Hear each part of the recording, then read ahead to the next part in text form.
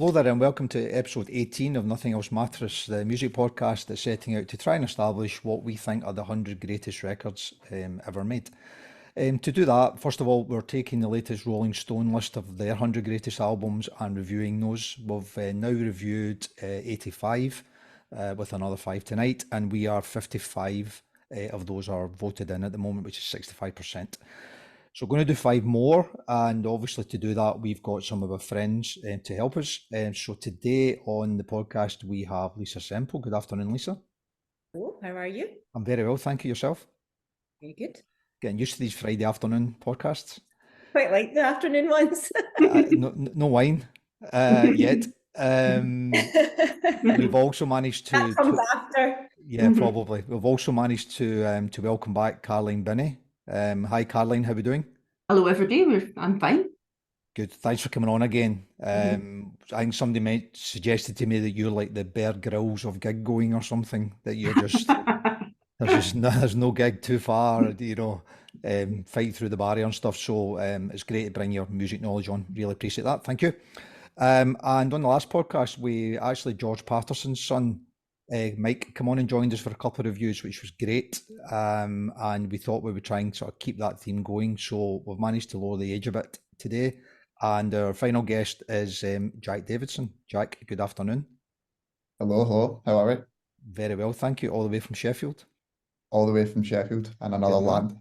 And you're Movember as well, right? Yeah, I think I'll put that in quotation marks. Yeah, we'll see how that's going. All right. Yeah. Okay, so got 5 more to do. So the first one we are going to review is Public Enemy at number 15 on the list, with It Takes a Nation of Millions to Hold Us Back. So a very quick summary from the Rolling Stone, and then we'll pass us to Lisa. Loud, obnoxious, funky, avant-garde, political, uncompromising, hilarious. Public Enemy's brilliant second album is all of these things, all at once. The title and rolling force of Bring the Noise is truth in advertising. If they're calling my music noise, said Chuck D, if they're saying that I'm really getting out of character being a black person in America, then fine, I'm bringing more noise. To write verses that could match such a sonic assault, Chuck locked himself in his house for 24 hours and emerged with broadsides like the media screed, "Don't believe the hype." He wasn't sure of the results until DMC of Run DMC blasted it out of his Bronco on a Saturday night. Say shockingly, the whole block was grooving to it. Okay, so that's Rolling Stone's summary of It Takes a Nation of Millions to Hold Us Back, which was released on the 28th of June 1988. Lisa, you're first on today. Take us away. I love this album. Absolutely, always have done. For me, this is the best of hip hop. It's just, an incredible force about it. It's quite interesting actually, because the album begins with a slice of the start of a concert in London, and I think that was a bit of a tribute to the UK, because they actually hadn't been that popular in the States. Their last album, Yo Bum Rush the Show hadn't really gone anywhere, and I think they were quite pissed off about that. And but they had actually been really well received here. So the record starts with this, and it's the air raid siren, and it's almost like it's quite ominous. It's like a warning about how our ears are just about to be assaulted, basically, I think. And it's he actually says, England, consider yourself warned. Yeah. You've got so this is the first part right down to Armageddon, and it's the recording of this concert. And you've got Gil Scott, you've already got Gil Scott-Heron there, the revolution will not be televised. It's losing my thought again. What am I like?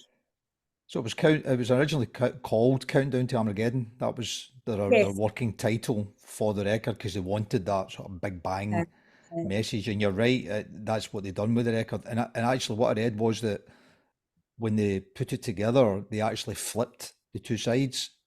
So that opening that you're talking about, with Dave Pearce, I think it was, introducing them in London, that was originally planned to be at the start of side 2. but they flipped it on release because they wanted that kind of impact and power to be like a live gig, and it worked really well, I think. But I imagine not starting the album with Bring the Noise, No, no, you know, and following up with Don't Believe the Hype. I just think that it's an incredible album. There's just this incredible wall of sound, but it's also, you know, the foundations are soul and funk, and you know, there's so many samples and there's so many influences. You know, you've got James Brown, and you know, they were actually quite heavily into metal. yeah, it's a Sabbath and stuff, I think, isn't it?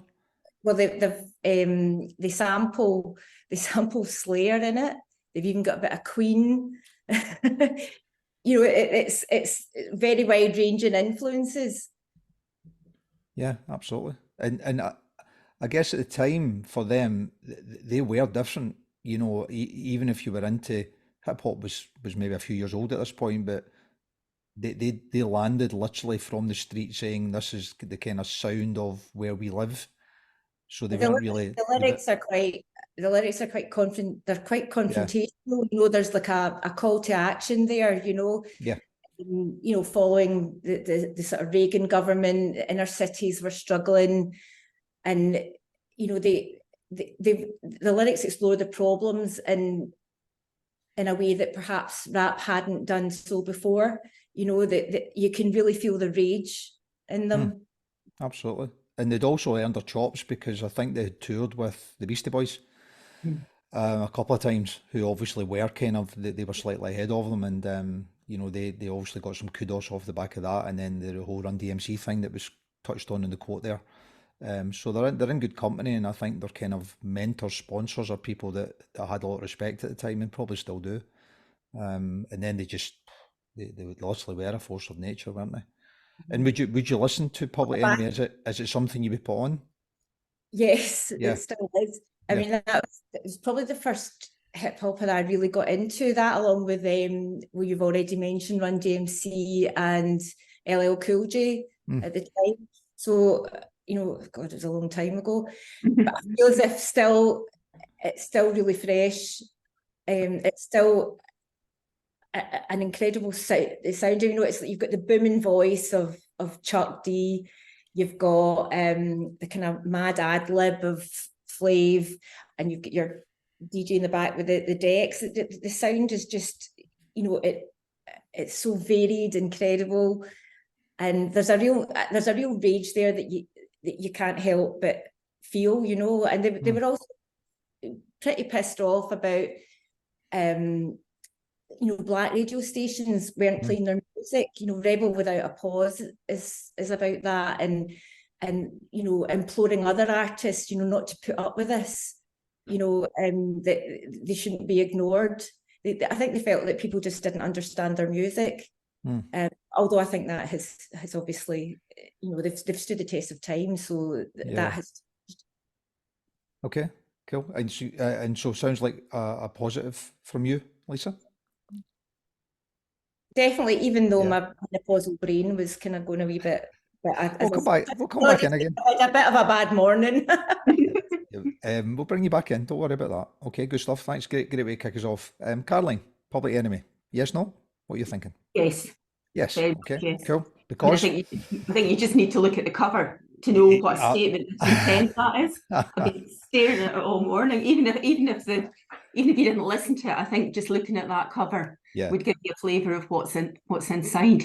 Yeah. You know, when I was listening to it this week, I read something that said that what they'd intended to do was to make a hip hop version of what's going on in terms of including the social commentary that Lisa mentioned, and I think that's kind of quite interesting in terms of their relative position in the list, the Rolling Stone list, because they're sitting at the #1 rap album in the list.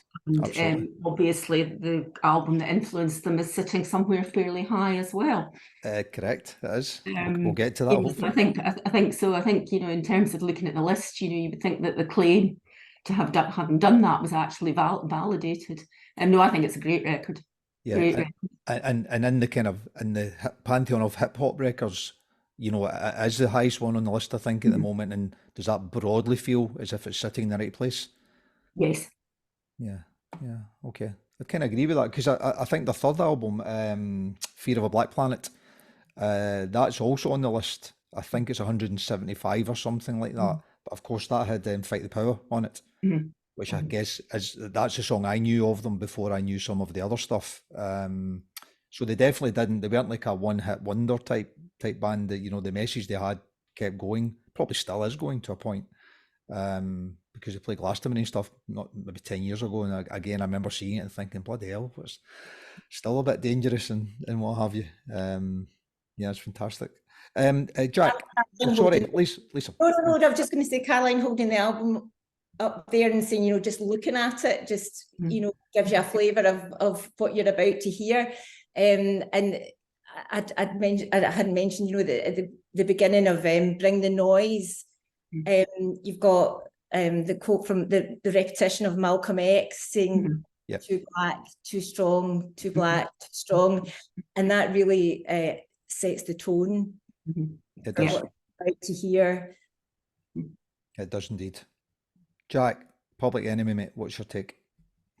I'm a yes. I love this album. I think it's brilliant. I think my favorite part of it is, I mean, I love the lyrics and the kind of confrontational nature, but the production on it is just unbelievable. Like the beats sound like they've been made in someone's garage, but yet they still sound very like polished and like exactly like they should be on a kind of aggressive like hip hop record. I just Yeah. think it's absolutely brilliant, and I can definitely see what you mean by the Beastie Boys kind of influence that they had on it as well. Especially, I mean, I think one of the songs on the album, the last song maybe, it's called "You've Got to Party for Your Right to Fight," isn't it? Which is it's a brilliant song. It's a really good reference. It's a To lovely the Beastie reference. Boys. Yeah. Yeah, and I think I've seen Public Enemy before. I have a Okay. vague memory. I'm sure they supported the Stone Roses Okay, where that's one to check up on. in Manchester. Oh no, or maybe in Glasgow. I can't remember. I'm so sure we've seen Public Enemy before, and I remember Okay. them being great. I need to check that one. It's recorded, so we're going to have to go and check that. If I've Yeah, saw it them, might need I to don't go up. remember seeing them, which is even more of a worry.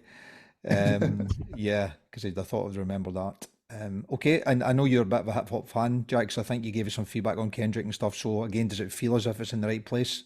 This album pretty high up, highest hip hop on the list. Yeah, I mean, personally, it wouldn't be the highest hip hop album for me, but I can see in kind of a broader context why it would be in this place. And I think it was probably quite an exciting time to be a hip hop fan with this, and then Low End Theory and stuff coming out a year or two later. I can imagine it being fun. Absolutely. And what would the highest hip hop album be then? Oh, that's a good question. Probably a Kendrick Lamar album for me. I Okay. love Kendrick Lamar. Probably Good Kid, Mad City. It's my favorite. Okay, cool. Thanks for that. Okay, a couple of other things then, just to wrap up. Very successful for a hip hop rap album. Million copies in its first year. It was the first hip hop rap album to top the Village Voice Album of the Year awards, if that makes sense. They were always sort of very sort of rock and sort of folk centric, and they put this one album of the year, which was a pretty big thing in America at the time, and it kind of set the tone really for everything else. And it was also the NME's album of the year that year, which again, back to that Lisa's reference there about how well received in the UK they were. I think you can see that, you know, they're kind of right up there through the NME recognition as well, which was really nice. Okay, so what did the guys say about it? So they were so we've got comments today from John Welsh. John's in, he's a yes. Dixon Telfer's a no. David Ross is a yes, and Skin's a yes, and Martin Metcalf is a yes as well, as is George. So that's 5 out of 6 of them are yeses. I had a little quote, you talk about the sort of recognition it was given, and I'll get this right now. Yeah, when it was reissued in '95, Q hailed it as the greatest rap album of all time, a landmark and a classic.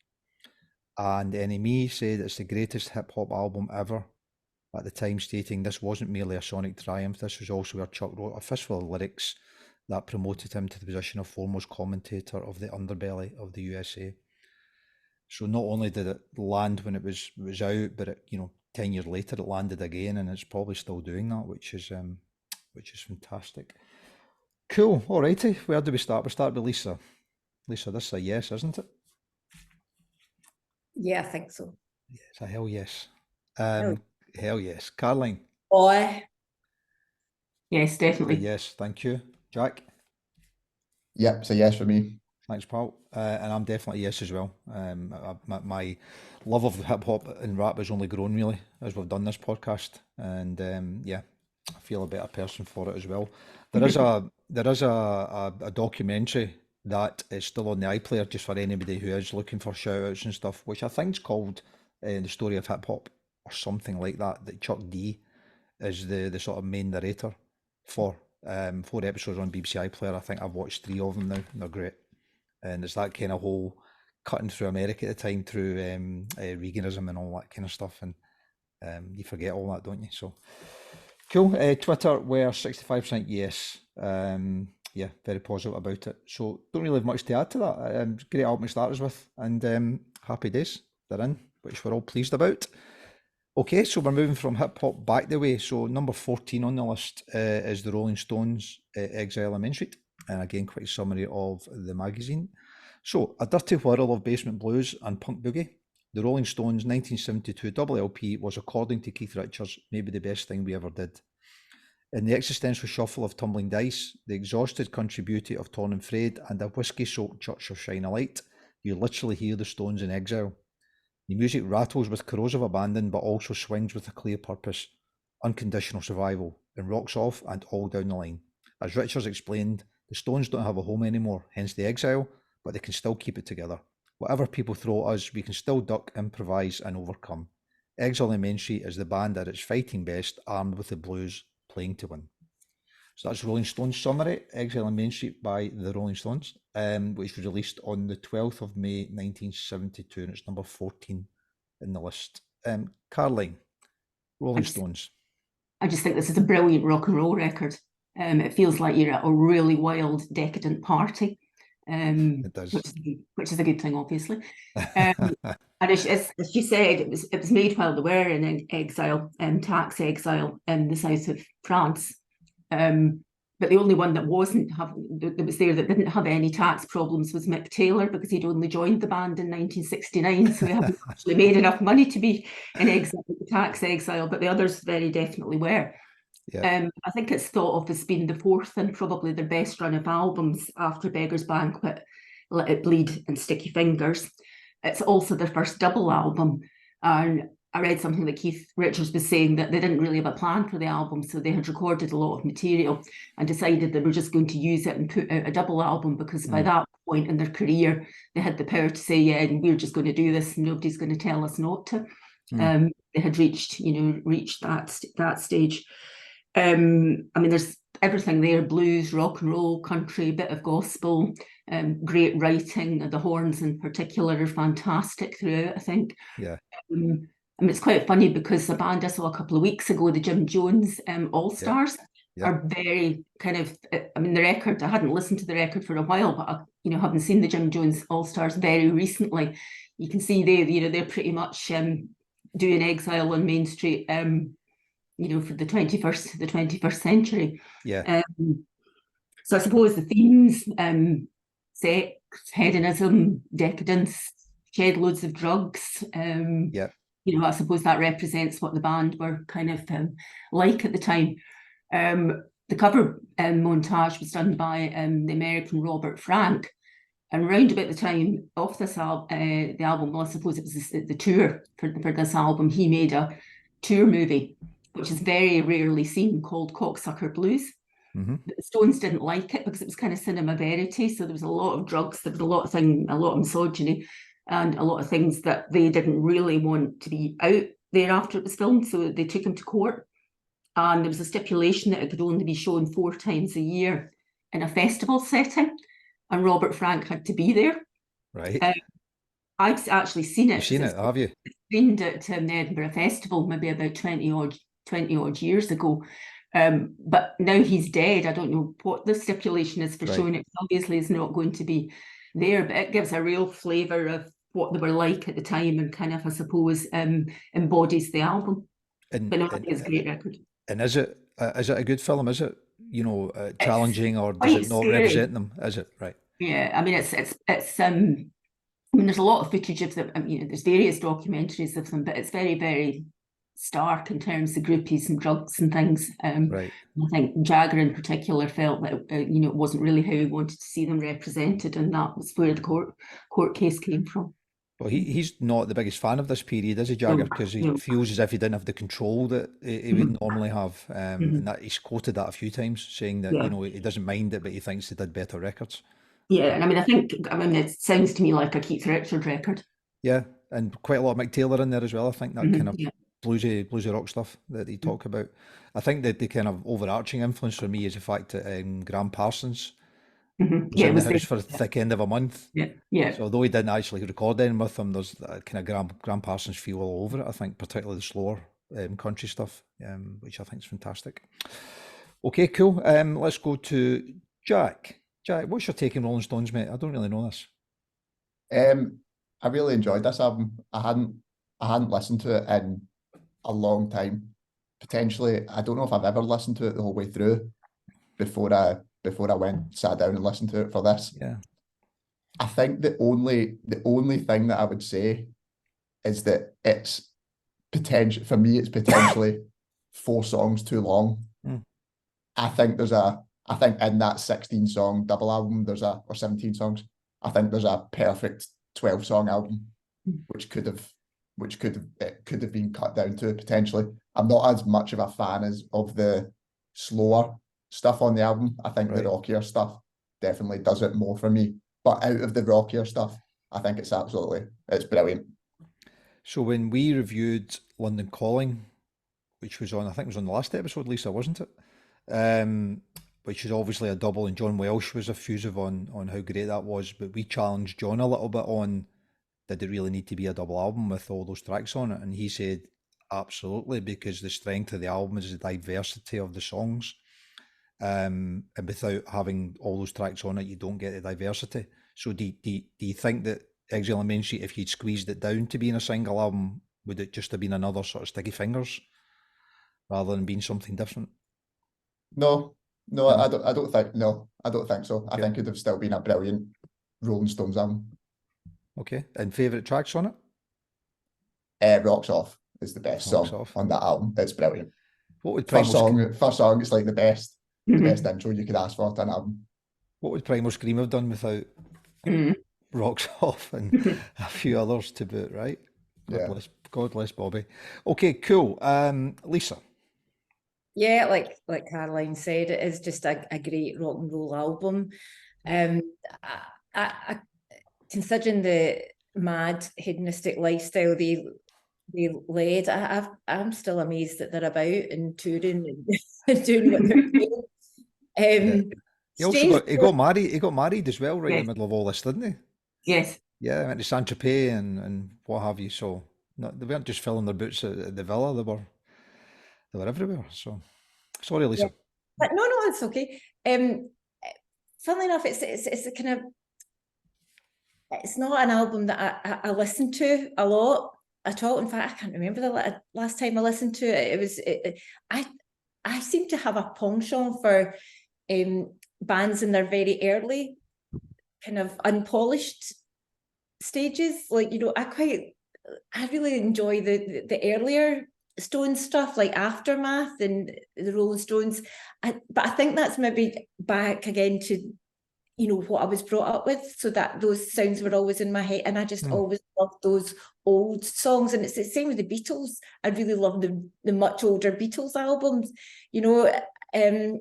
So for me, it's not my favorite, but and it's not something I would really listen to, but I do appreciate that it is a really great rock and roll album. Yeah, I'd agree with all of that, and I think a couple of bits of context to it. So they were there for a few months, but I think it was so hedonistic that they actually couldn't get the record finished. because I wasn't really a kind of completer finisher there. And although Jimmy Miller was a fantastic producer, I think he was also sort of part of the challenge. So I think the reason the sound is so good and so kind of soulful is down to Miller, but I think part of the reason didn't get the record done as quickly as he wanted to was partly down to him as well. What I didn't realise was that he also plays drums on a couple of tracks on the album, including Tumbling Dice. And I think it's one of the few records that Charlie Watts doesn't play the drums on, or play all the drums on. Because again, when they went to finish it, Charlie Watts had disappeared. So it was a kind of, you know, revolving door recording that they were doing, and Jimmy Miller turned out to be an amazing drummer. So he kind of brought all that to the party, but they ended up in LA, I think, didn't they? I think they went back to LA to finish it, and I think Jagger got a hold of it and put some overdubs and stuff on it to kind of make it sound a little bit better in his ears for sure. A couple other things about it.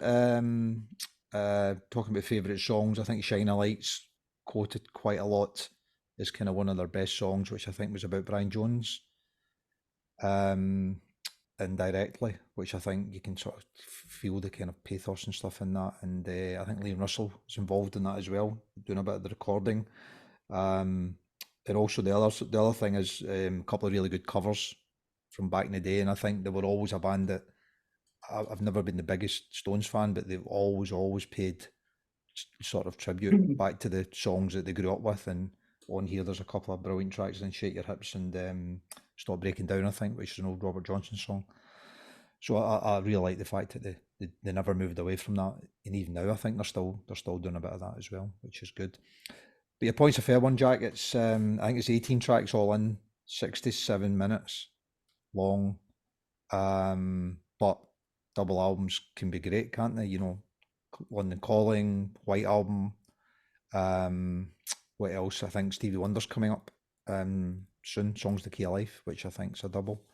So they're there, but I think there's maybe not as many great ones as singles, which were kind of harder to prove, really. A couple of comments from the guys. What did Martin Metcalf say? Martin said it's a no from him. I love much of the Stones' work, but I never understood why this album was revered. I have tried, like Blue by Joni Mitchell, but to me it's mush apart from Bitch. And I would have ditched the horns and got the guitar to do that riff. The Stooges were much better in this area and around at the same time. Was Martin's take on it. However, David F. Ross said the tales of its making are legendary and maybe grow like Pinocchio's nose with the repeated telling. But when all said and done, Exile is a brilliant record, rootsy, ragged and raw. The Stones at their best. It's Keith Richards' record, no doubt, and weirdly that might be why it's the most complete and cohesive Stones album for me. So there's kind of two opinions, I guess, from the guys. Josh Patterson's on a side said that it's in his own personal top 10 albums ever, Exile. And he just wanted to make sure I made that point. So there you go, George. Cool. I don't think we've missed anything on that. Julie Ray also mentioned in the chat, Julie's hopefully coming on soon, and Julie basically said this is where they should have finished. Yeah, it's an amazing record, but she says the last, what's that, 50 odd years after that, there's not really been anything much to add to that, which I guess you can take a view on. So cool. So what do we have? We have for 4 out of the 6 virtual panel are yeses. Dixon, David, Skin and George. Martin's a no, as you just heard, and so is John Welsh. I think John's a no because we threatened to call it the best double album ever. He took real exception to that, but the 4 out of the 6 guys. So where did we start there? We started with Carling. What were we saying, Carling? Yes. You're saying yes, thank you. Jack? I'm going to say no. No from Jack. Okay, mate, thank you. Lisa? I'm also going to be controversial and say no. So no, that's fine. Controversial isn't a problem. And I'm going to say yes, this is my favourite Stones record. And I say I'm not the biggest fan, but I think when they're good, I think they're amazing. So what does that give us? 4, 6, that's 6 out of 10. That gives us, so that's a carry. It's pretty tight, mind you. It's just interesting that they've done this poll 3 times, and the first twice it was done, this record was 7th and 7th on the ratings, and it's 14th now. So some albums appear to be going up the way as the polls are recut. I think yeah, Public Enemy is a good example. That went from 48 to 15 on the refresh. But this record, and I think also Sergeant Pepper's made it. I think that's kind of moved the other way a little bit. So people's views do change, I guess, over time. 67% was yes for Twitter as well, which was cool. I was just going to call it, I'd never seen that Cocksucker Blues, Caroline, but I have saw the Stones in Exile documentary. Yes, I watched that recently as well. It's very good. Which is very good, yeah. Probably a slightly sort of tamer version of, but you same time scale and sort of same events and what have you. I really enjoyed it, yeah. If you can I think find that. Cocksucker Blues might be on YouTube, but I don't know what quality it is. Is it? It's probably got Mick Jagger all over it, sort of score it out and stuff, right? You might get some weird results if you search that on Google. This is true. Touche, mate, touche. Yeah, number 1, 10 countries. PS to all of that, they finished it in LA, and moving on to our next record, the person in the next studio was Aretha Franklin, recording Amazing Grace, or doing the engineering and mixing of Amazing Grace, which was out in 72 as well, which was our kind of live gospel album thing, which I thought was really nice. And PPS to all was that it was so decadent at the time that somebody walked in the front of the house and stole 9 of Keith Richards' guitars and walked back out the front door again. And they only knew when he went to go recording the next day or whatever that they had no guitars to play. And they had to go and import a few in. So I think very much of his time, but you definitely get that decadence in the recording, which there's not many of those, I don't think. Cool. Okay, so that's us 2 down. The third one is Aretha Franklin, I Never Loved a Man the Way I Love You. Okay, so Rolling Stone said Aretha Franklin's Atlantic debut is the place where gospel music collided with R&B and rock and roll and became soul. Recording with the best session men at Fame Studios and Muscle Shoals, she promptly cut the album's title hit, a slow-fire ballad of ferocious sexuality. The historic moment, of course, was her storefront church makeover of Otis Redding's Respect, which became Franklin's first #1 pop single, prompting Redding to exclaim, quote, "I just lost my song." Never Loved a Man began an unparalleled run of classic albums for Franklin. It's the sound of the Queen of Soul claiming her crown. Okay, so that was Rolling Stone, number 13 on the list, Aretha Franklin. It was released on the 10th of March, 1967. And Jack, you're off the taxi rank here, mate. I love this. It's amazing. It's about as close to perfect as you can get, I think, for me. Originally, when I looked at the list, I was quite surprised to see that it was above Lady Soul, because when I think of Aretha Franklin, that's the first thing that I think of. I always think of Lady Soul. But I think there's definitely an argument to be had there. I think, the album is just amazing. She's one of the best singers of all time. I think there's polls that have put her very close to the top of the kind of list of best singers. It might have been a Rolling Stone one, actually, as well. Twice. Twice, okay. Number 1 twice, yep. And I think it kind of represents everything that's good about soul music. It's like relatively, I won't say basic, but relatively straightforward instrumental sections with some absolutely like unbelievable vocals over the top of them. And it's just got some of those like perfect singles on it, like Respect, as you said, Never Loved a Man the Way I Loved You. The cover, the Sam Cooke cover, Change Is Gonna Come, is absolutely amazing as well. And I think what's quite interesting about it is that when she recorded it at the time, they ended up having to move studios because there was like an argument between her husband and kind of the producer of the studio she was originally recording it in. Yep. And you can imagine that it must have been quite stressful for her because she was in the shit a bit at the time. She owed £80,000 to her old record label. So she was a bit under pressure to get a top selling record so that she could kind of get that rise to fame and then pay off the remaining debt. And I think she done it quite spectacularly. Yeah, she did, totally. So she records a bunch of it down in Muscle Shoals. You're right, there's a fallout and they end up back in New York, sort of recutting some of it again. But they also brought some of the players and stuff back up to New York as well to make sure it had that kind of consistency. And I think she was in a bit of trouble, and her life was fairly troubled. I think she had 2 kids, didn't she, by the time she was like 15? You know, she didn't really have a clean run at stuff, albeit her dad was a minister who, you know, opened a lot of doors for her because he was friends with some of the greats. But yeah, this was a bit of a make or break, really, because she just joined the label, and Jerry Wexler put a lot of his own sort of time and money behind it. But it appears to have worked, and of course, Respect then just bumped it, went to #1, didn't it? And you get a #1 Billboard, then it counts for a lot, I think, particularly in America. Yeah, and it's kind of it's a bit of like it ended up a bit of a civil rights kind of anthem, Respect, and which I think was cool. Yeah, absolutely. And of course, it was one of 112 Billboard hits that she had. 112. Wow. Where are we going? We're going to, where are we going? Caroline. Go to Caroline. And I think Jack put it perfectly there. It's a beautiful record. I mean, how can you not love a record that's got Respect on it? One of the best singles and songs and singers there's ever been.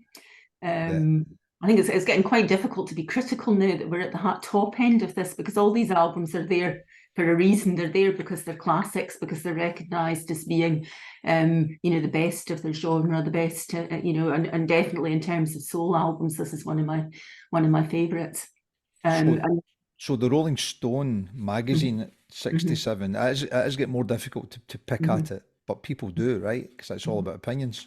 So Rolling Stone in 67 said that the album had a distinct lack of versatility, the drums and the guitars were weak, and the production lacked polish. Was their take on the album. Don't mention the vocal. I think there's a given she's a singer, but talking as a song, as an album, they were a bit unimpressed by it at the time. So did you see any of that at all in the record? Not for me. No. And I think the thing that she brings to it is, I mean, there are great songs, but she's not just singing them, she's inhabiting them. I mean, you feel that she's doing it truthfully and that she believes in it. And I think that it's that sense of kind of authenticity and purpose that informs this record for me and makes it classic. I mean, it was interesting you saying that it wasn't, you know, that was kind of, people, Rolling Stone were quite derogatory about it at the time. But looking back, it was only number 83 in the 2003 list. And now it's at number 13. So, I mean, I think that kind of proves that the appreciation for it is only growing. So my question to that would be, and I love this record, right? So before George comes and gets me, right, because he's a huge fan, I think it's a great record. However, the only thing that changed was the fact that she passed away in 2018. So in between the two ratings, one was 2012, one was 2020. She obviously was there and then wasn't there. So I just wonder whether you get that emotional response to a record when someone's not there anymore, you know? Well, I think that's true, but I think the other thing for me is the film Amazing Grace. Okay. I think, you know, the timescale of it coming out and seeing that, and I suppose that bringing her back into public consciousness in a way, and just how amazing that, absolutely amazing it actually is to watch her in that chapel, the Baptist Church in LA. It's just, you know, it means that anytime I hear her work now, that's the image that I've got in my head. Yeah, I get that. Absolutely get that. The PS to the Rolling Stone review was that they obviously re-critiqued it 2002 and said it's the #1 record ever recorded by a female. So magazine changes its mind, I'm sure. Okay, cool. Lisa, Aretha. Well, I don't feel there's a lot I can add to what Jack and Caroline have said, but for me, I mean, from the very first note of Respect, this record just oozes class. Her voice is just so rich, powerful, and as Caroline said, you know, she inhabits these songs. You know, it's more than just a voice. I think it's a brilliant record, and I think it will be a record that I will listen to, you know, forever. Yeah, she did 3 albums. So she did this one, she did Aretha Arrives, I think, and then as Jack called out earlier on, she did Lady Soul, all in the space of a year.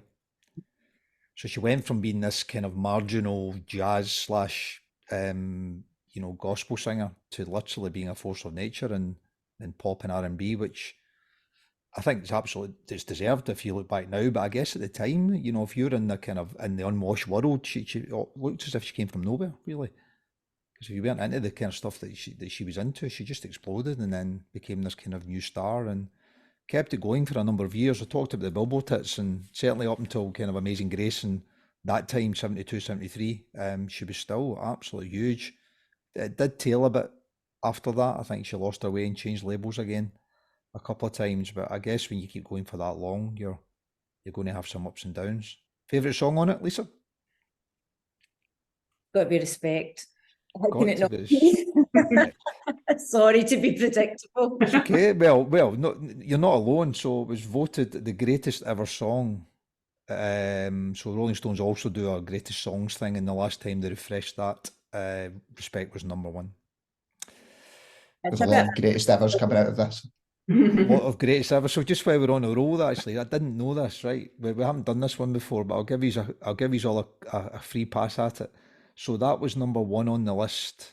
Anybody want to go at any of the others on the top five? I think you should get at least one. What's going on? It's not actually, no. Mm. No. It actually should be, but it's not. So There is a light never goes out. it might be on my list. Caroline, Lisa, do you want to go at that before I call them out? My brain's frozen. You Me get too. one. You As get usual. one for sure. Okay, one was Respect. Two was Fight the Power. Oh, wow. Oh, Yeah. Three was Change is Going to Come. Sam Yeah. Cooke version. Four was Like a Rolling Stone, Bob Dylan. And five was Smells Like Teen Spirit, Nirvana, which I thought was interesting. We've got Nirvana to come up soon, which I'm slightly nervous about. Got a bit of a thing about Nirvana, but we'll come on to that at some point. And a couple of PSs to that, and then we'll do a vote on it. I think that one of the things that is missed a bit is how good she was on the piano, because she's a singer, isn't she? And she's amazing. But when Jerry Wexler got her in, he basically sat her down at a piano and says, "Start playing the piano and singing songs, and everything will come off the back of that." And that's where all the basis of a lot of those songs are, even Respect and stuff. She plays piano on Respect on the recording, so she's at the piano chopping away. So I think it's this classic thing. Even the greatest people have to be doing what they're best at. They can't just sort of put them into another genre and make them great. I think, and she did get very comfortable. 18 Grammys. And I read, didn't know this. So in the Grammy world, 1968 was the first year there was a Grammy for best R&B song stroke vocal, and she won it the first 8 years in a row. Aretha Franklin. So I had to go and check when she didn't win in '76. I thought, I wonder who beat her, but it was Natalie Cole beat her in 1976. And she was nominated, of course, but she didn't get it. She was also the first woman to be inducted into the Rock and Roll Hall of Fame. And of the first 2 years it was inducted, there was 25 people inducted, and 24 of them were males. Probably why I've got all these male listeners, Caroline, to the to the podcast. Cool. So the guys were saying, I've got a quote here from David I'll come back to. So John is a yes, Dixon's a yes, Skin is a yes, Martin is a yes, and George is a yes. However, David Ross was a no. So you ready for this one?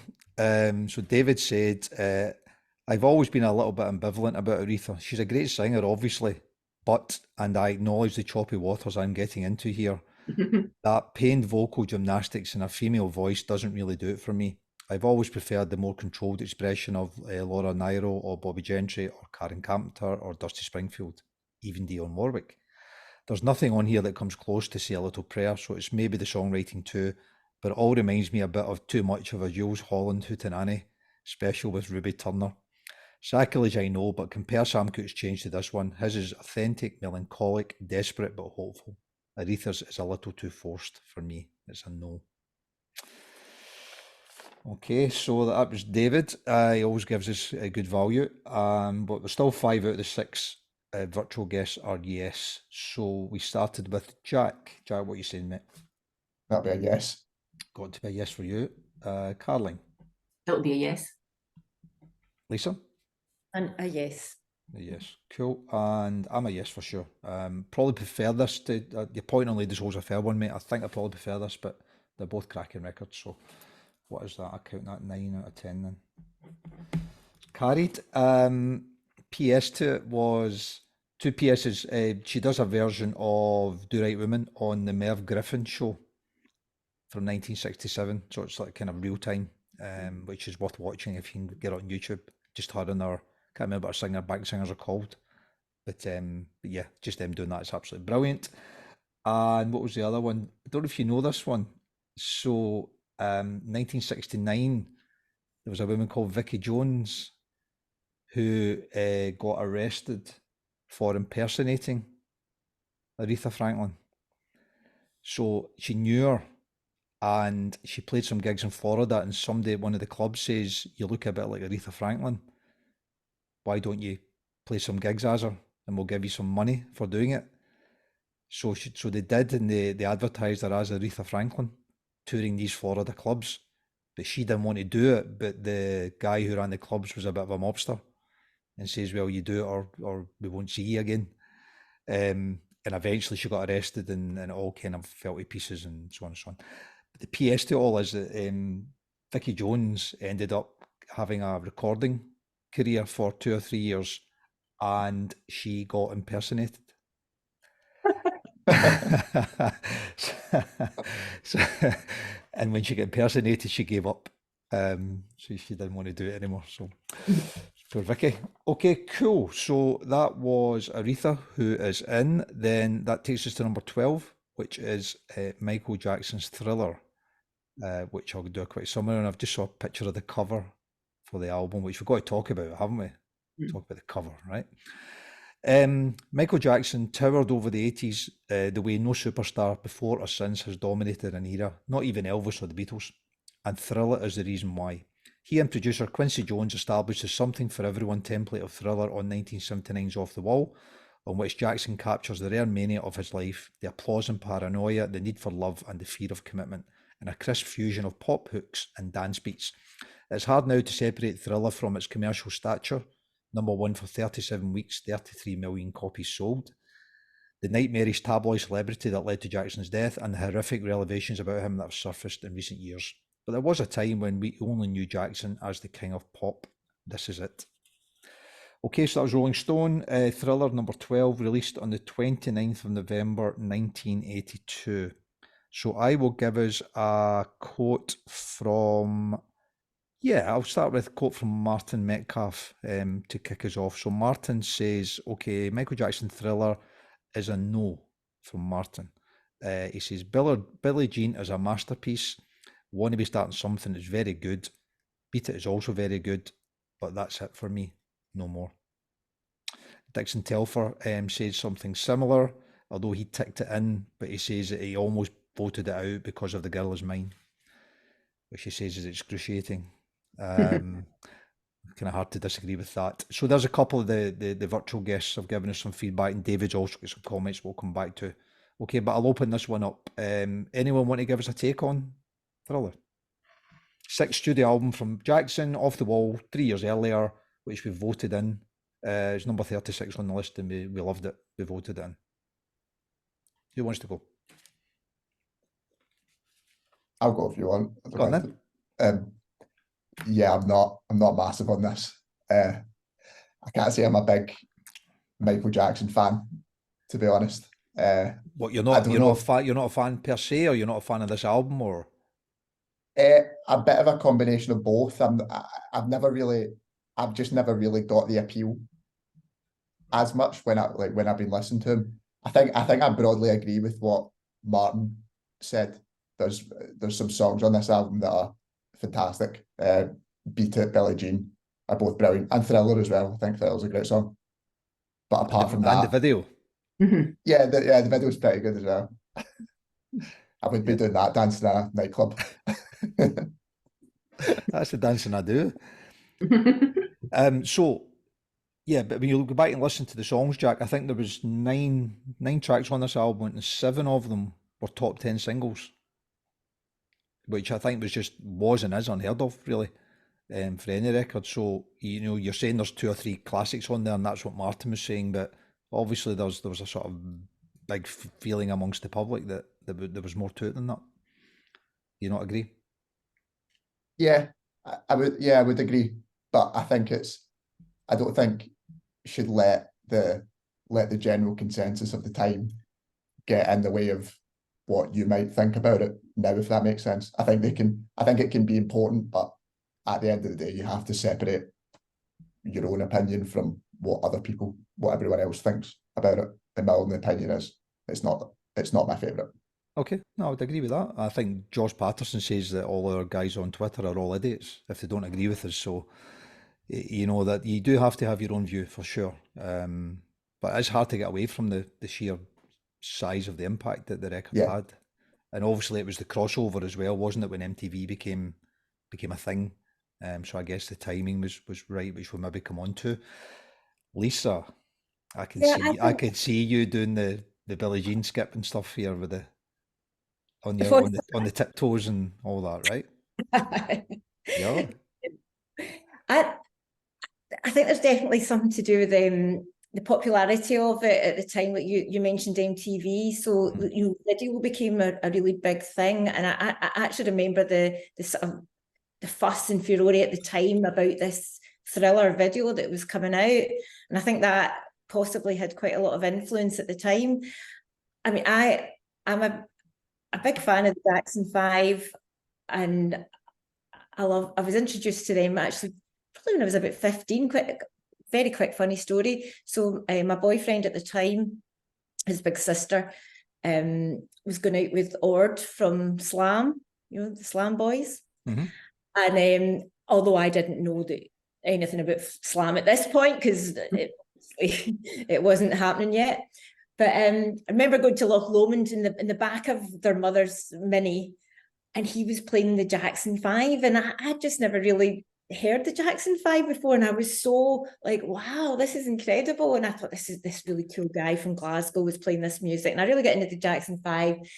And then I enjoyed Michael Jackson's solo stuff. I obviously loved Off the Wall, but as Jack was saying, that there's a few really good songs on this album, but I just feel that there's some, listening to it again, and I haven't listened to it for years, I just feel it sounded quite dated. So it does sound dated. So is that the kind of 80s production? Yeah, yeah, the kind of the tin drum machine and all that, right? Fire you up about it. You know, it's just it's almost just feels kind of predictable. I don't know. I mean, what was McCartney doing? I mean, that's career suicide. Well, we'll let Macca defend himself, but what he was doing was giving Michael. I'm sure it was worth his while at the time, but I don't know. It's just such a kind of naff song, isn't it? And I cannot stand that. See the Lady in My Life. It's just so cheesy, you know. It's just tracks like that just make me go, oh, it's just so dated. So Macca was also I giving. understand why it was so popular. Macca was giving Jackson advice, wasn't it? And the part of the advice was you should always own your own publishing rights. So of course he then took that advice and bought all of the Beatles publishing rights when Apple sold the rights, and the Jackson and McCartney basically never spoke again after that. So yeah, which is interesting. And can you see, question, I guess we'll bring Caroline in a second, but it's one of these albums I think it's very hard to listen to without seeing the videos for most of them. I struggle to just hear the songs. I always put the videos into my head. I don't know if that's a good or a bad thing or not, but very much they seem to be kind of just connected. It's like a package, you know. Probably because that was quite an important element of it at the time. That it was, you know, there was quite a lot of fuss around that. You know, these really sort of well produced videos. It was all quite new. It was. You know, I don't remember seeing anything like that before. It was. Thriller. I mean, I think there was. I mean, it's all about his you know, his paranoia, and you know, I think he felt there were these sort of dark forces out to get him, and this was obviously a bit of a precursor to what would come later on, you know. I think it's interesting. This one has went up in the rankings. So this was 20 ranked by Rolling Stone on the first 2 editions, and it was up to 12. And again, if you'd asked me to guess that, I'd have guessed it might have went the other way. I thought like Time might not have been particularly sympathetic to him. I'm quite surprised by that, because I do feel that it sounds awful dated, and I would have thought that by now it would have been going down the way. But it's not. So I know. Exactly. So so Billie Jean, which was the sort of song that I guess made it for them. Do you know they did 91 mixes of Billie Jean, and they went with the second mix after doing another 89 after it. So That sounds like me out shopping for food. Go back to the first shop. Absolutely. Caroline. I tried on. Caroline, are you going to pull up the album cover here? Are you? Is it? No, I'm not. No, you're not. Right. Okay. And I'm going to agree with Lisa. I think it sounds really dated. And I think that's a mixture of the production and also just because you couldn't get away from this album round about the time it came out. So it's inextricably 80s for me in the sound and just the time. Not that it was what I was listening to in 1982, but you just couldn't escape it. Yeah. I mean, I know. You know, can I know see it for what it is, Caroline. Is there good songs in there? And it just there's good. I mean, there's good songs in there, and other people have mentioned them. But I think it's very much a record of its time. Whereas some of the records that that I've been involved in listening to for this, I think are pretty timeless. I mean, Velvet Underground, for example. I think when we talked about that, we kind of thought it still sounded as strange as it would have sounded when it was released. I don't think you could say the same about this. I think there is a point about the videos, and it was probably the first time that a sort of named director had directed a pop video, because it was John Landis who made An American Werewolf in London that directed the Thriller thing. So that created a lot of media hoopla around it at the time, that he was, because he was pretty hot at the time. It was Werewolf before Thriller? Was it in that order? No, I think so. I think so. I didn't check, but I think so. I think the other thing that does make it quite culturally significant, though, aside from the music on it, was MTV weren't really playing black artists very much, as I understand it, around about this time. And that ceiling was kind of broken because Thriller was so successful, and the videos were such a big part of it. That kind of was a bit of a groundbreaker in terms of them starting to give exposure to black artists in a way that they hadn't done when they initially launched. Yeah, I agree with that entirely. It's a very good point. And I know that, for example, Prince was very frustrated at the time. So 1999 was pretty much kind of out at the same time, and he was getting almost no TV play whatsoever because he was seen to be dangerous. And Jackson very much kind of opened the door for guys like Prince, and himself for that matter, to kind of take it on. Whether that's a good or a bad thing from the kind of MTV side, the sort of power it had eventually I guess is another discussion, but it certainly created parity, I guess, amongst the sort of black artists, which is pretty important. I think when they did, the interesting thing was when they did the video, didn't quite realise this. So Thriller was the last single they released from the album, which I didn't really, if I knew it, I'd forgot it. But part of the reason for that was that they wanted to do this kind of, the film that they ended up doing, this 13-minute thing, but the record label wouldn't fund it. So they went to MTV and Showtime and said, if you fund the video, we'll give you an exclusive on it. And that was one of many reasons that Jackson ended up being the kind of epicenter of MTV for a period of time. And it ended up being this 13-minute thing because they had a premiere for it, didn't they? They had a film premiere that Eddie Murphy and Prince and all that went to in a big theatre. And when they played it, it finished and they all gave it a standing ovation and stuff in the theatre. So they were all shouting for an encore. And I don't know who it was, said, well, there is no encore, it's just the video from the film. So Eddie Murphy got on the stage and says, just play it again then. So they just sat down and watched it all again for another 30 minutes. So I think it was culturally very significant at the time. But yeah, I'm not entirely sure it has aged as well as it could have done. I don't Do you think that's why it potentially still holds so much weight with quite a lot of people, like purely because of the kind of dual impact of the music and the music and the videos, and it just being so prominent in so many people's lives that's why so many people still hold it in such high regard, perhaps?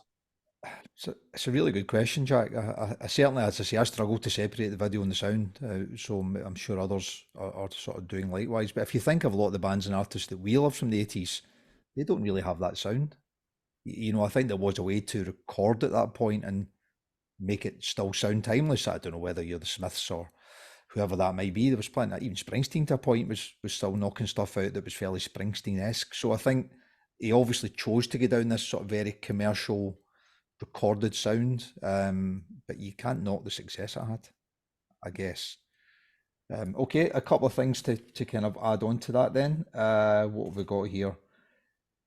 Yeah, I talked about the Beatles stuff. I didn't realise the guys that play on the record are, do you know the band Toto? You know of them, that kind of 80s American rock band? I read that, but I didn't know that No, I before. didn't know that either. So they were kind of, turns out they were guns for hire, Caroline. So basically they were studio experts before they became Toto, if that makes sense. But he then, I think he said, I want the best musicians there are. And somebody says, well, you go and get Toto. They're the guys, and they couldn't be more white if, you know, they're like the epitome of white, aren't they? So there's not a lot of soul, if you want, in the record. You've also got Eddie Van Halen playing the solo to beat it. And to be fair, as a guitarist, he's very good. But he recorded the solo for free, didn't charge or get paid any money for it, because he was a bit embarrassed about it all, and he wasn't entirely sure what was going to happen with it. To the point where when it came out on record, he hadn't told the band Van Halen that he'd recorded it, and it came on the radio, and they says, "Well, that's you playing the guitar, mate," and he had to kind of admit it all and stuff. And also Vincent Price on the Thriller video, which do you know this bit, Carly? I knew he was on the video. In fact, Yeah. he's one of the best things about it. But, So when he was asked to do it, he was offered a share of the revenues from the sale of the record or a 20 grand flat fee payment. And guess what he took? He took the 20 grand, and he was asked on a chat show about it somewhere down the line, and he went, you know, not one of my better decisions. Because it obviously made so much money. So I think there was a lot of very different and exciting things going on within the record, but I would tend to concur with your sort of general feeling that it does sound a little bit dated. And sure. thanks for mentioning Toto. I've now got a really unwelcome earworm. Is that which one is it? Africa? Yeah. Yeah, always is, isn't it? Back of my head now, and I really didn't want that today. Steve Wright's favourite song, Africa by Toto. That's not going to make you love it anymore, is it? Have it. There you have it, indeed. Okay, won 8 Grammys. It was mega. And there was a sort of PS to that, was that when he released Off the Wall, he was raging that Off the Wall didn't win the Best Album Grammy. And he said the next time I do an album, it'll win everything, which rightly or wrongly it did. So I guess fair play to him for that. And there's a quote here. Here's this from Time magazine, 1984. So they said, Jackson is the biggest thing since the Beatles. He is the hottest single phenomenon since Elvis Presley. He just may be the most popular black singer ever. Which I thought was quite interesting as well. So I think, you know, you do look back now and go, not so sure about it. But if you're looking at impact on whether it deserves to be on the sort of greatest list, I guess some of that has to be taken on board. Okay. What else did I have? I had a PS. Oh, he got sued, didn't he? You know, he got sued by, I can't remember the guy's name. The song was Soul Makasa for that wannabe starting something thing. So it was a song from 72 that did that, I'm in a cigarette, that thing that he does at the end. But basically it was what you call a sample now, I guess, but they just lifted it and recorded it and never said anything. And he gets sued and settled for £1 million and a co-credit, I think, somewhere down the line. So, which was interesting. So the guys were, John was a yes, Dixon was a yes with the caveat of The Girl Is Mine. Skin was a yes, loves it. And George was a yes as well. What's that one to? 4 yeses. David was a no, and Martin was a no that I read out earlier. So it's been interesting, this one. Who led us off there? Jack, you led us off, mate, didn't you? Go on then. Yeah, I'm going to say no for this one. Okay. Lisa. I'm finding this one really hard, actually. But do you know what? I'm going to say no, because I think it just does sound so dated. Is it better than Off the Wall, do you think? I preferred Off the Wall, but that's just a personal thing. It's okay. That's why you're here. So we voted in Off the Wall. This one's what, 20 places higher or so. So, you know, if you don't think it's better than Off the Wall, then I suppose that's going to skew your decision about it, right? Yeah, I feel as if I should be putting it in, but you know, in my heart, I'm like, no, it's not going in for me. Okay. Caroline.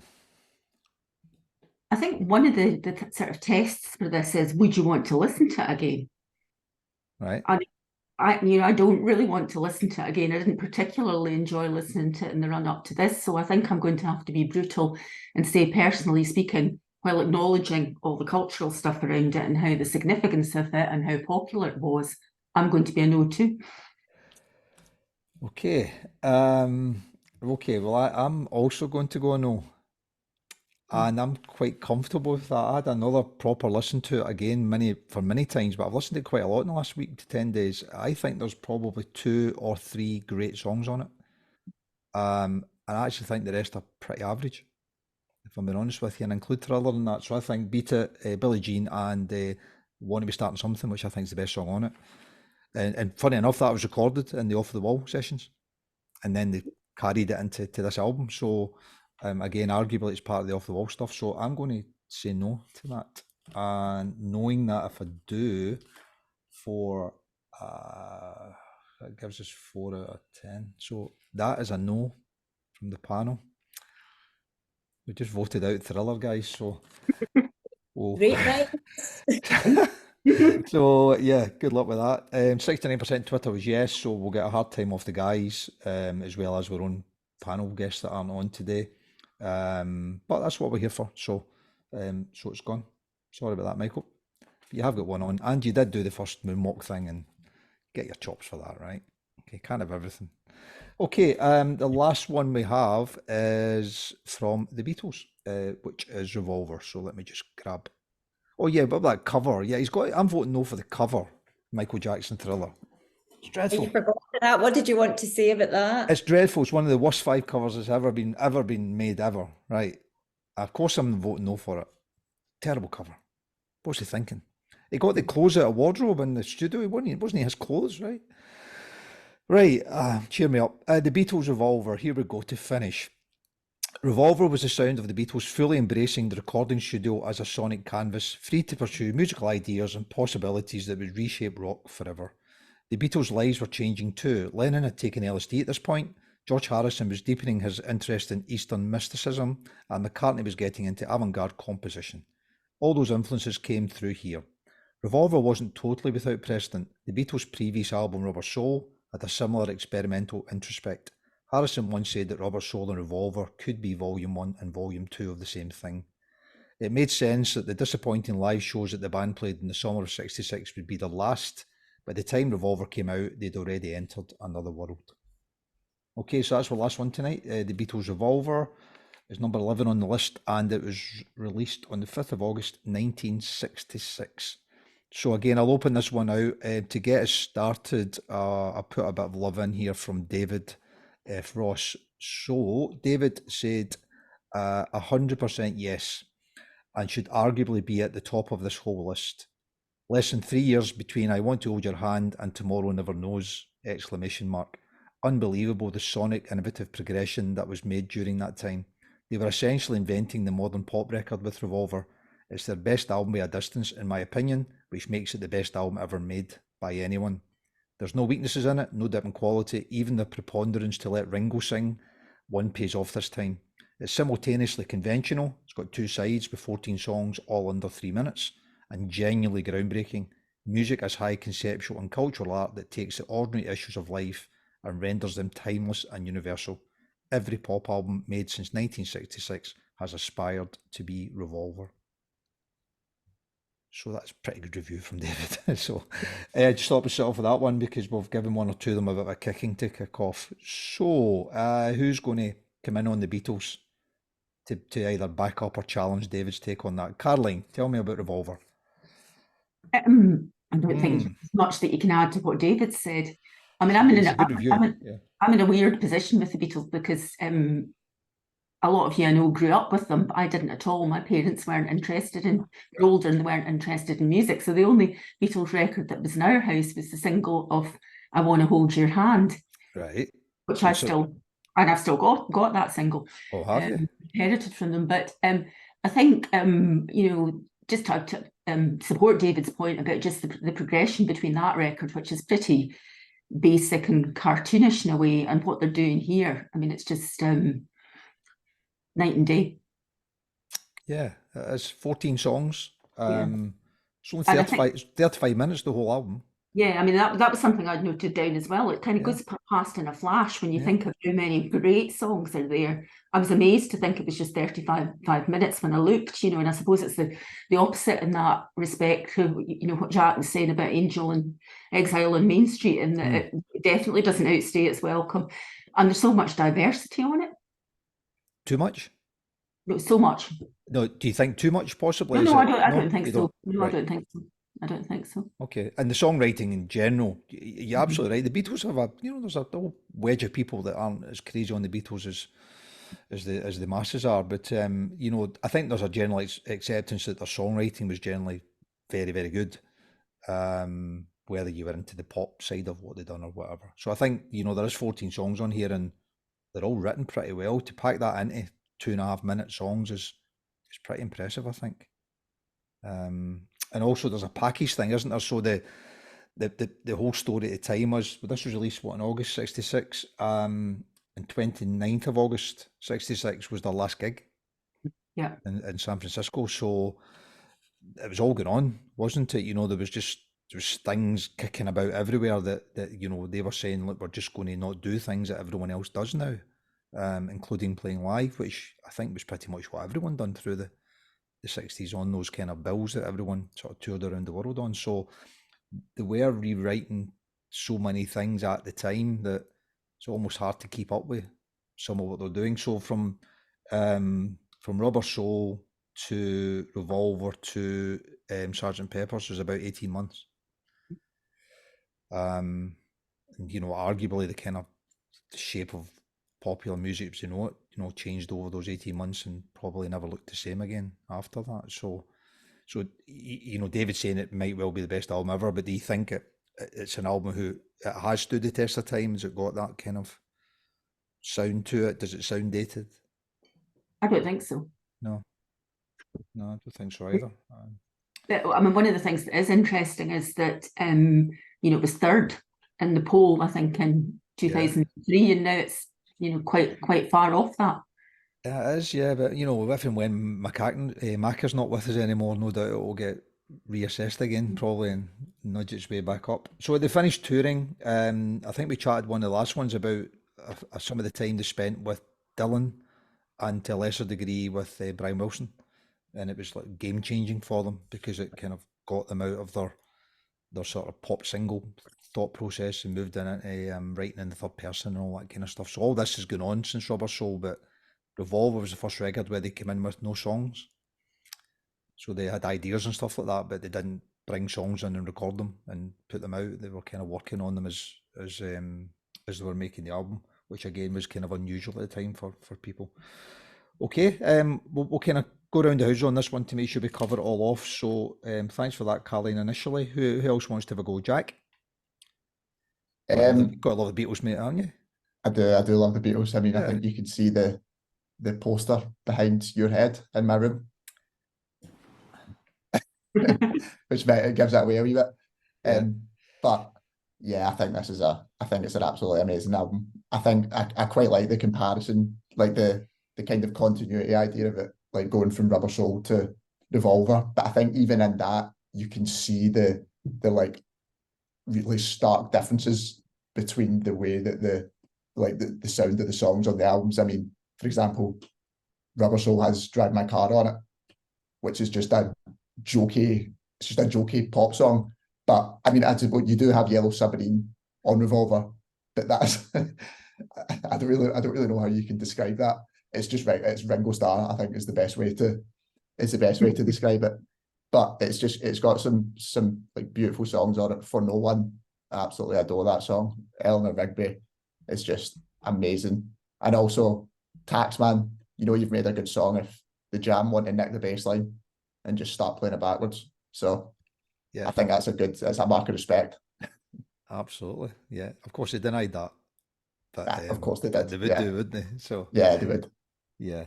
Yeah, there is some fantastic songs on it. Yellow Submarine, just as a PS to that, was that they almost electrocuted themselves, didn't they? Because they were trying to do that underwater recording, you know, the backing vocal thing that they do. So they actually had microphones in water wrapped in like a sort of cellophane plastic thing, and one of them short circuited and blew the whole amp and stuff like that. So they were challenging how things were done at the time. My question was, is there too much going on in it? I guess was my question, because there is a lot to take in, isn't there? Yeah, there is a lot, but I don't think so. I think they kind of, even though it's quite like, even though it can be quite like up and down in terms of the styles of the songs that are on the album, I think it all evens out quite well over the course of the 35-minute period. There's nothing that's properly like in your face, and then you're like, oh, this is too weird. It's too contrasting. I think it all balances out quite nicely. Yeah, I'd agree with that. I've got a bit of feedback on one of the songs, but I'll bring Lisa in for a take on. I can't remember. I think you've been a bit mixed on the Beatles so far, Lisa. Have you? Probably. Yeah, I think you were okay with them, but I don't. I think Sergeant Pepper in particular. I think you were flip flopping a bit on. I thought Sergeant Pepper was quite a good album, did I not? Maybe it's just age. So go on then, Revolver. Well, like Caroline, I've still got some of my mum's original Beatles Wow. singles. I don't know. Sorry, this is completely irrelevant, but it's quite funny that each one has got Liz written in purple nail varnish. That's because when you know, in the 60s, when you went to a party, that was to stop people nicking your records. I remember So it clearly worked. and Liz's. Because I've still got them. Anyway, that's by the by. The Revolver is a great album. It's just got such a bunch of brilliant songs, each one unique in its own way, and just some of my favourites. I've Got to Get You Into My Life, Eleanor Rigby, She Said. It's just, I don't think there's one that I don't like. You know, there isn't one, and each one is that they are very different, but I think that just makes it such an interesting album for me. You know, I feel as if I could listen to it a million times and not be bored. Whereas there are other albums I'm a bit kind of like, you know. So, Yeah, I think part of the challenge for that, Lisa, would be that when they were recording them, they weren't bored, were they? You can literally hear the energy. You know, there's a chat. Remember we did the White Album. We said that it was an amazing record, but it was like almost like 4 solo albums kind of joined together. But this one, they're literally all in the studio doing what they do together and sort of challenging each other to write and release better stuff. And you can feel that coming through. There's just a sort of single ambition to make this iconic record. I mean, Yellow Submarine is a wee bit kind of nursery rhyme, isn't it? Love Yellow Submarine. No, so do I. Oh. But they always do like to inject just that wee bit of humour, you know. They do, yeah. There's got to be that in there, otherwise it wouldn't really be a Beatles album, you know. Yeah. Yeah. I think between that, I can never really decide between that and Abbey Road. That's probably my favourite Beatles albums. It's coming. I think I won one of the last two. I think for sure. Okay, a couple of things on that. So you talk about some of the songs there. So they did a like a re-release or a remaster. Can't remember when that was, but if you listen to that, there are some fantastic outtakes and versions of some of the songs on the albums, and one in particular, they do 2 or 3 versions of "Got to Get You Into My Life."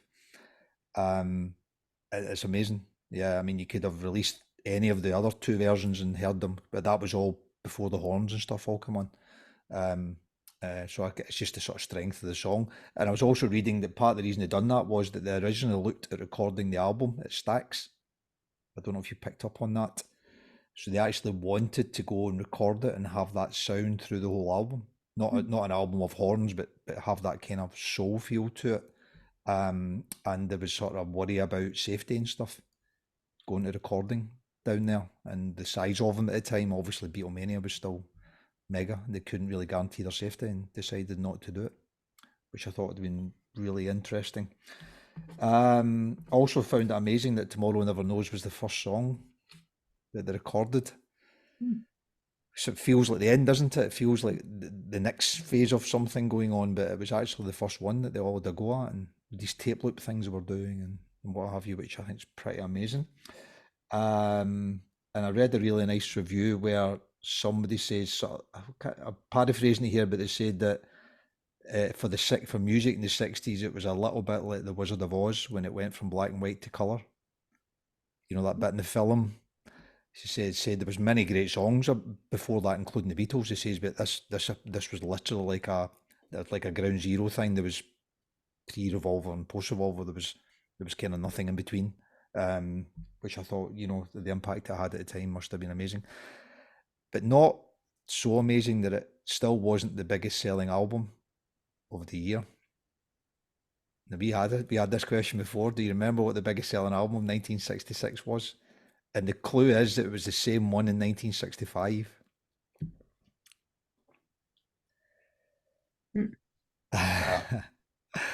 Lisa. It was The Sound of Music.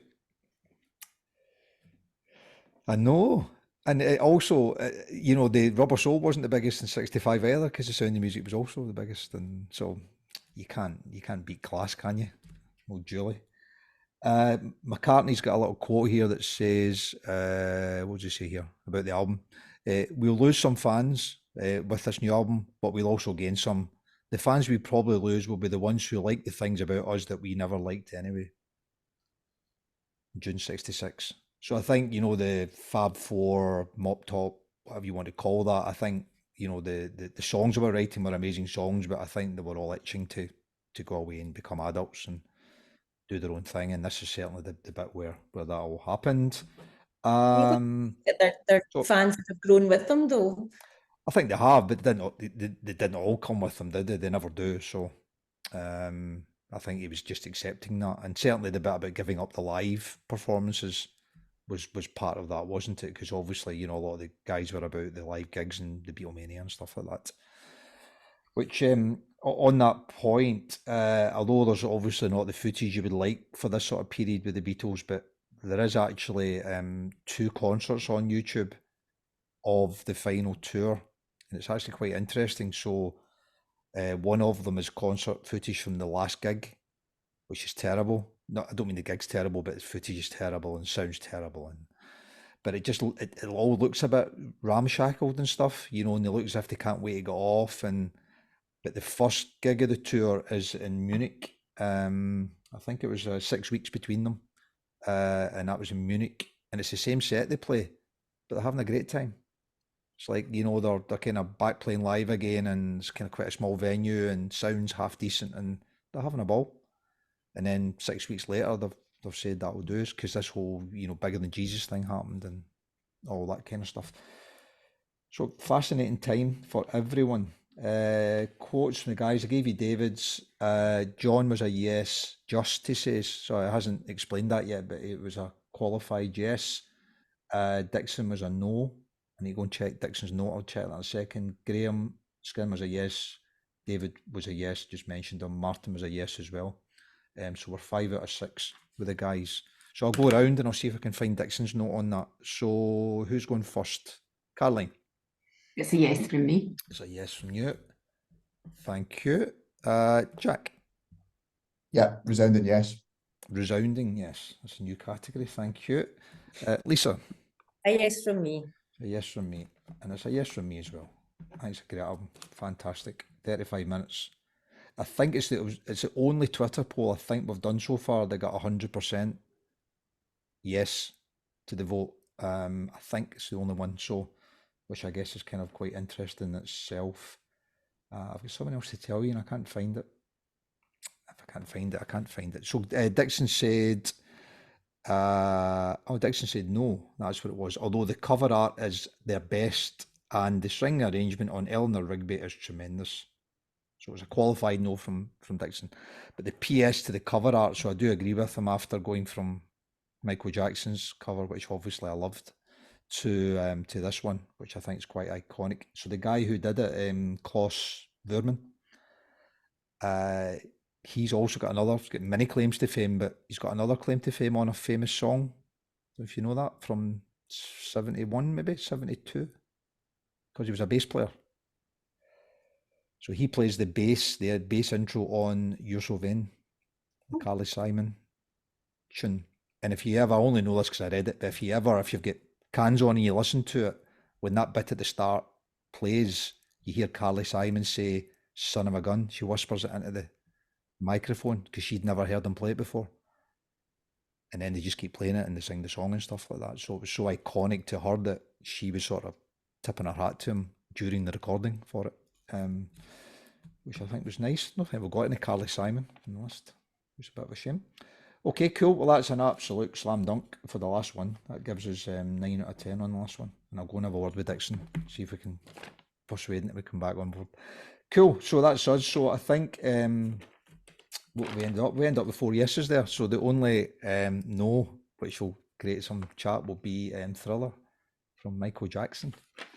So thanks for that, guys. That was brilliant. Cool. So have we anything we've missed on the chat today? Anything you've brought in that we haven't talked about?